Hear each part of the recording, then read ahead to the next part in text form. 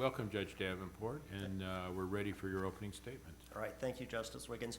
First of all, thank you, the Commission, for the courtesy you extended to me. I've managed to have telephone interviews with about everyone except for I think 2 of the commissioners, and I've got to meet with 1 commissioner in person.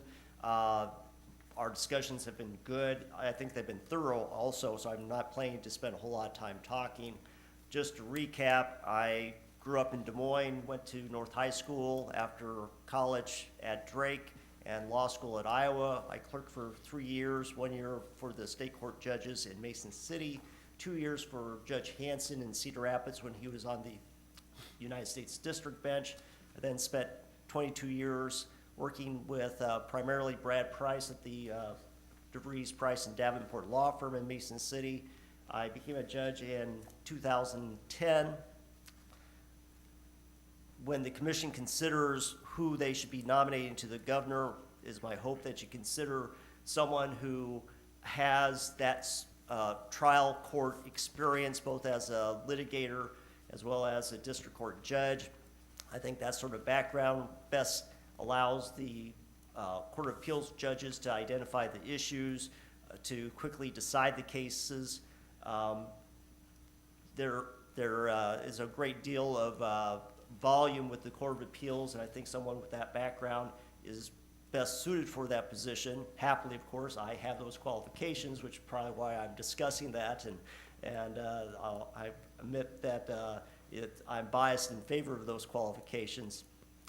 I spent 22 years having to worry about my billable hours, which was one of the best things leaving private practice and not having to fill out those timesheets all the time. However, I'm still aware of I'm working for the citizens of Iowa. I think every day, am I doing my best job for those citizens? Am I working hard enough? Am I being fair?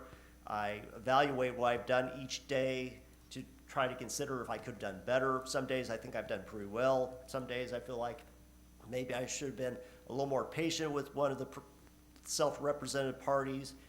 Maybe I could have worked a little harder to get another decision out. But overall, I am always trying to do my best and give my full effort. I intend to do that if I get on the Court of Appeals and apply the same sort of principles and work ethic. So with that, I'll take any questions. Ms. Pearson? Can you give us an overview of can you tell us how many counties that you do cover at this time? It is 10 counties, from Forest City to Waverly, from Osage down to Clarion. Thank you. Ms. Bowden? Thank you. And a follow-up, in those 10 counties, are you seeing differences in the types of law that comes before you frequently, and what are those differences? Franklin County and Wright County, we have a large Hispanic population, so there's special issues dealing with translations and making sure that those matters are covered. I recently just did a post-conviction relief case where I had to set aside a conviction on a plea agreement because I felt that there wasn't sufficient advice to someone who was not a United States citizen. So those are some special issues. Floyd County is our weird spot that just, there's a lot of weird cases coming up, and I can't categorize anything other than we all kind of roll our eyes and say, well, that's Floyd County. Other than that, they're all, I think it's all pretty much typical. There's some differences regarding the way the county attorney in each county operates or how the sheriff operates, but nothing too unusual. So I think it's kind of pretty unified, partly because I think the judges, the district court judges, are all on the same page, and so when I go into a county, the judge before me hopefully has educated the attorneys the way we like to do things, so when I walk in, that's not much of a problem. Thank you. Mr. Berger? No questions. Mr. Diaz? So I've been asking the first two, and I'll ask you since you're a judge, about the number of applicants for the position that you ultimately got in 2010, and what you've seen in terms of the trend with regard to the number of applicants for district court judge positions. It's down. It's concerningly down. I think especially down with attorneys like myself who are willing to come from private practice and to go on the bench. I think it's not just the financial part of it, but to give up the autonomy you have as a private attorney, and then put up with some of the things that we have to deal with as a district court judge. I am concerned about the pay, because I think applicants you're going to get for district court jobs are going to be from the public defender's office and the county attorney's office. Not that they don't make fine judges, but I think it's also good to have that mix of people from private practice. And with the current, it's not so much the amount of pay, but just simply the legislature won't consider any pay raises each year. And I think that wears on judges, and it's also a factor for people who are looking for a job, because the salary you get, may be the same salary you have 10 years later. Ms. Law? Thank you. I see you have, I'm a transactional attorney, so I'm always interested in whether an attorney has had transactional experience. I noticed you had some doing real estate and other types of matters. Can you talk a little bit about that and how much of your practice, when you were in private practice, that involved? It was mainly people we already had as clients, so we would do simple deeds. I would do wills, we would do probate work. There would be some small business clients who would come to us with some sort of complicated lease. For instance, I remember someone was leasing their building to the Veterans Administration, and the federal government came in with their 50-page lease that they wanted us to go over. And I'm not sure we could change anything, but at least we could give them warnings about what was there and what to be concerned about. So that sort of thing. I mean, I think it was not a huge part of our practice. Seems like all the wills I wrote for people were people who never had substantial estates, and we never made a whole lot of money out of that, at least myself. I think my partner did better than I did, but he had been around longer than I had been. Mr. Bevel? No questions. Mr. Sukup? Morning, Judge. Morning. On your two writing samples, you mentioned that at first glance, that you would have maybe liked to have ruled the opposite way, but the facts were different. Would you want to expound on that? Sure. The two writing samples, one was Monty Branstad had a toxic release that killed fish in the Winnebago River. The other case was two siblings who couldn't get along. Actually, those two siblings have been before the Court of Appeals and Supreme Court several times. And in that case, the sister basically took the brother's grain away from him. In the Branstad case, my first reaction was he killed the fish. He should, pay an appropriate price.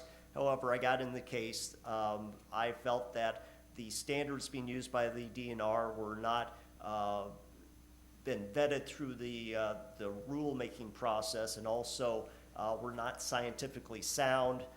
They relied upon a guide, but they weren't actually following the guide. Based upon that, I felt I had to set aside the DNR decision regarding the fine against Mr. Branstad. As I mentioned to you, I'm kayak that river. I take offense at someone killing fish in the river. However, I thought that was what I was compelled to do under the way I read the statutes and the rules. In the grain case, the brother had grain stored in four grain bins. There was a huge family fight about this. There was at some point there was a family agreement entered into as a contract, which provided that the sister had the right to the personal property. In the middle of the night, she went in and cut a hole in the grain bins, removed the grain. I think the brother clearly thought it was his grain, and I think any kind of general farmer would say, no, that's the brother's grain. He farmed it. However, under the terms of the written contract, that was the personal property.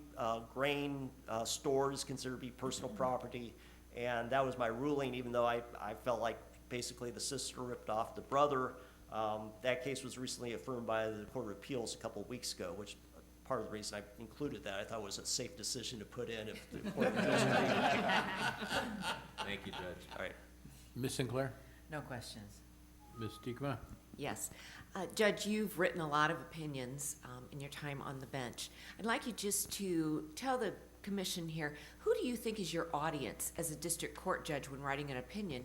And do you think that'd be different as a Court of Appeals judge? Slightly.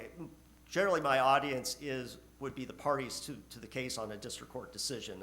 I want them to come away believing that, or being convinced that I have considered their issues, even if they disagree with my ultimate decision. I want them at least to say, okay, he's considered it, I disagree with him, but basically he's not crazy how he came up with his result. I think there's a different level on the Court of Appeals because there's also more of a public audience there, and as well as audience for the district court judges. I think sometimes there has to be some explanation as to underlying policies in a decision by the Court of Appeals that I usually don't deal with a whole lot other than to try to explain where I'm coming from. There's also the direction to the district court. Again, you know, I don't like rulings that I get maybe from the appellate courts that I don't know what to do with. And what's the next step? Hopefully, as a Court of Appeal judge, I can keep that in mind and write such that the district court knows what the next step is or how to apply this rule in the next case. So I think there's multiple audiences, more so on the Court of Appeals. Thank you. Mr. Goodman? Judge, thank you for your application. Could you share with the commission how your 22 years of private practice experience has informed and enhanced your work as a judge? Well, a lot of ways. I know that I get frustrated with attorneys who do not try the case the way I would like to have it tried.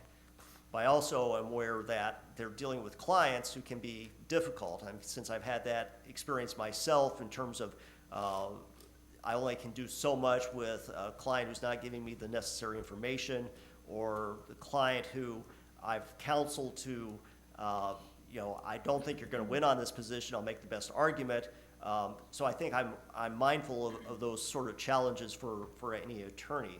I'm also aware of, you know, just financially why we're seeing so many self-represented parties, because you walk into seeing an attorney, and if you can't come to a deal regarding the price for the services, you know, people are going to start filing their own matters, and it'd be nice if everyone had an attorney, but that's not the case. So I try to be mindful of their situation and you know, try to give them the courtesy I need. Those cases are always more difficult because since they haven't gone through an attorney, their thoughts and their desires haven't been processed by an attorney, and in order to present it to a judge in such a way that I can recognize it, I have to basically do the intake work of their case and then figure out what they're talking about, what the legal theory is, and then make a decision on the case. So I think those matters factor into what I'm doing now also. And just generally the broad experience I had in private practice, I think it helps because there are a few times, but not too often, I've seen something, or I kind of know what it is, or where to go with it, because I've seen a lot of things in private practice over the years. Thank you. Mr. Bloom? Yeah, I do have a question. During our interview, we had a discussion. I think we'd finished talking about legal excellence, and then we were talking about dedication. And I took you to task a little bit, that I said, well, you know, I don't see, in the dedication area, I don't see quite the number of activities that I've seen with, I think I used the example of county seat lawyers, you know, who they've got 15 committees they're working on. And I think you responded back to me. You said your main focus was on being a judge. And I got to thinking about that. Are we looking at all the ornaments on the tree and missing how strong is the tree? So how do you answer that? If we're looking at who's the best judge, what should we look at? Is it the performance reviews? Are the metrics helpful? The letters of recommendation? How would you answer that? I'm not sure I can. I think that's going to be the collective wisdom of the commission. To me, letters of recommendation, I wouldn't be giving a whole lot of weight to. I think if you've talked to attorneys who have appeared before me, you know, I think they could tell you what sort of judge I am. I think you can look at, you know, how well a judge writes or someone writes, the success on appellate cases. those sort of things that, I think are important. One thing to follow up on our earlier conversation, keep in mind that when you become a judge, it's a little bit like you're joining the priesthood a little bit. I was on other commissions that all involved raising money, because that's, seems like every nonprofit group has to do all the time. And I got off of all those matters because I didn't think I could serve in that role anymore as a judge. I don't want to put myself in a position of having to hit someone up for money and then, maybe have them as a party in a case a few years down the line. So I think it's not unusual for a judge not to be as involved in community affairs once they become a judge, just because of those possible conflicts. Okay, thank you. Ms. Conover? No questions. Mrs. Roberts? No questions. Ms. O'Brien? No questions. Mr. Horbach? I have no questions, thank you. Mr. Gray? I have none, thank you. All right, thank you. I have a question for you. Finally get to ask one. We finally have some time left. I want to know, can you tell us what is the thing you like least about your present job? The self-represented parties was always a struggle. I can't give you more than one. I cut or dissolution cases where I have to figure out whether the dogs are worth $2,500 and who should get the dogs, that sort of stuff. It's a little frustrating to me that sometimes the parties can't resolve that. That's actually what I was working on yesterday, is trying to figure out who gets the dogs at one side, values at $2,500. So I think those two things would probably be highest on my list. Thank you. Anybody else have any questions? Second time around?